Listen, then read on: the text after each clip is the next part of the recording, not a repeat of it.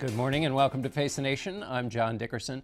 We begin this morning with former Republican presidential candidate Marco Rubio. We caught up with the senator yesterday in Miami and started with the big news from the UK.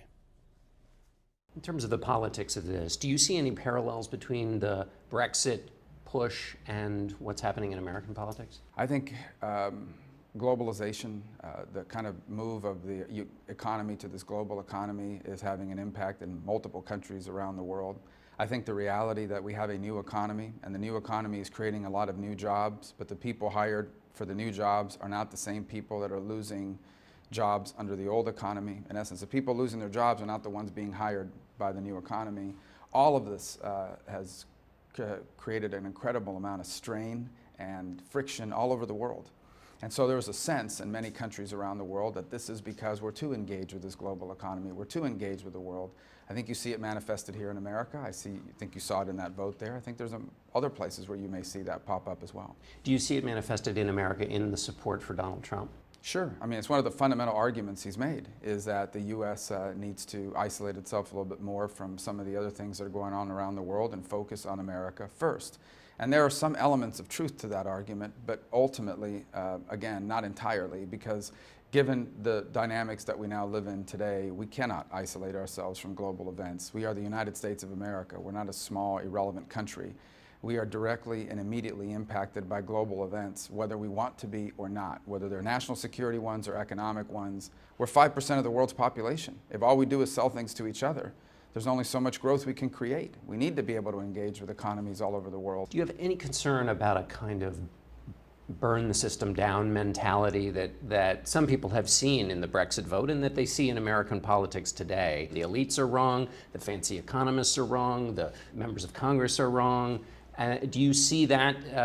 Well, I think it's good to hold the elites and the fancy economists and the Congress accountable for the decisions they make.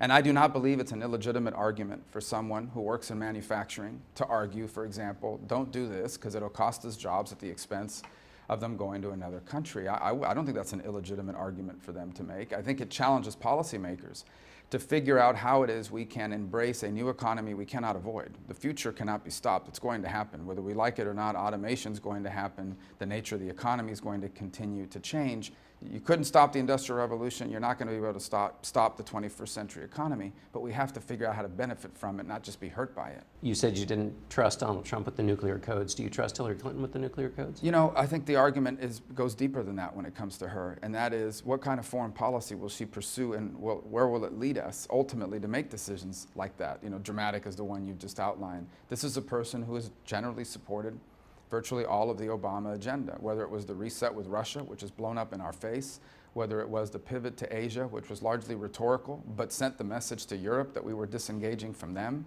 whether it was the Iran nuclear deal, which I believe will one day come to haunt us, whether it's the release of prisoners from Guantanamo, one of whom was sent to Uruguay and has now left Uruguay, headed to Brazil, and on his way back to Syria. And he's not going back to Syria to open up a chain of car washes. I mean, this is the things she supported. But do you trust her with the codes? Well, look, I think there's a process for the presidency, and once you assume the office, no matter who holds that office, I think that the reality and the gravity of it always weighs on these people. It's a very difficult issue to face. So I would hope that I can trust no matter who wins with the nuclear codes, but here's a better approach, and that is ensuring that we have a foreign policy to ensure that we never reach a point where something like that could actually happen, where nuclear weapons would have to be used, which in my mind, it obviously is the worst and most apocalyptic scenario possible. Let me try it another way. The presidency on national security issues sometimes comes down to one person by themselves in a room alone, no matter how much advice they've gotten. On those tough decisions, whether it's about the nuclear codes or about the other kinds of decisions a single president can make, you think that Donald Trump has better character and judgment in those alone situations than Hillary So Clinton? that's the challenge Donald has over the next 2-3 months. Well, what does Senator Rubio think? Well, but there's a campaign, so that's what I'm going to watch now. I know Donald is a primary candidate trying to stand out in a field of 17 people. He is now the Republican nominee, and he's going to have the next 3 months to go out and make the argument to the American people and help us envision him as president. And these are the kinds of issues that he's going to have to earn people's trust. That's part of the process for anyone who runs. I know you want to stay in the legislative, but there was a poll recently that has you as the most popular choice for vice president. Yeah, well, it's too late for that. I'm running for the United States Senate from Florida, and you can't run for 2 offices at once, so. even if you were asked to not run for No, one? that's not, for me, a viable option. And I said that months ago. The differences in policies that me and Donald have had are too big for something like that to work. It would be a distraction, quite frankly, to his campaign. Let me ask you about some of those policies. The Supreme Court ruled that the president overreached on his authority in terms of deferring deportation.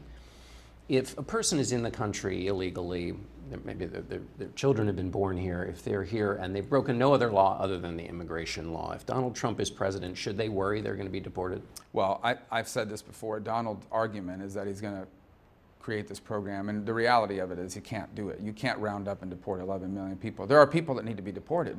Criminals need to be deported, but you can't round up and deport 11, 10, 9 million people. The American people wouldn't stand for it once they saw what it would take to make that happen. And that's why I argue for a piecemeal, step-by-step approach that begins with enforcement and I think leads to the confidence we need from the American people to do something reasonable but responsible about people facing these circumstances. Here's a challenge re-elected Senator Marco Rubio will face in 2017.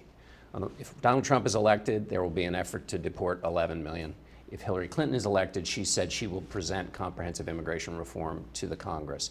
Which one is the better starting point to get to what you want? Neither will happen. In essence, Donald is not going to. I mean, he's already kind of even backtracked from that a little bit and said that there's flexibility here about how this is dealt with.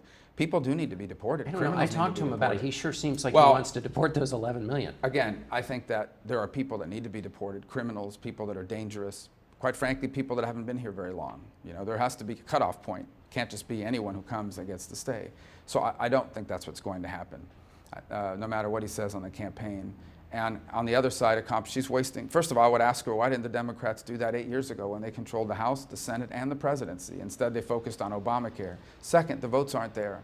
There's less votes today for comprehensive reform than there was 2 years ago, 4 years ago. Another scenario for the newly elected senator, if that happens. Donald Trump is president. He says he will have this temporary ban, which he believes he has the authority as president to do. What does Senator Rubio do when the executive does that? Temporary ban on? About Muslim immigration. That's also not going to happen, and there's two reasons why. For example, we talk about ISIS and the need to defeat ISIS, and one of our great partners in defeating ISIS are Kurds in Kurdistan, who I visited a few weeks ago.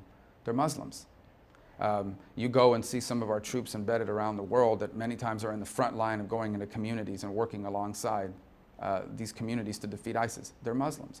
You see our best allies in Jordan, our allies are in that region that are working with us to defeat ISIS. They're Muslims. You look at communities in America who are reporting to the FBI, we've got a radical here in our midst.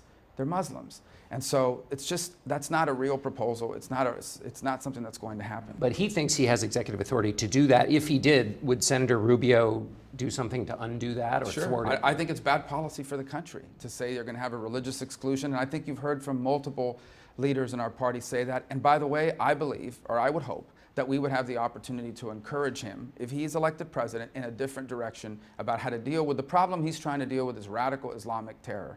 And I believe we will be able, or I hope we will be able, to encourage him in a different direction from that. If you're reelected to the Senate, what do you want to do?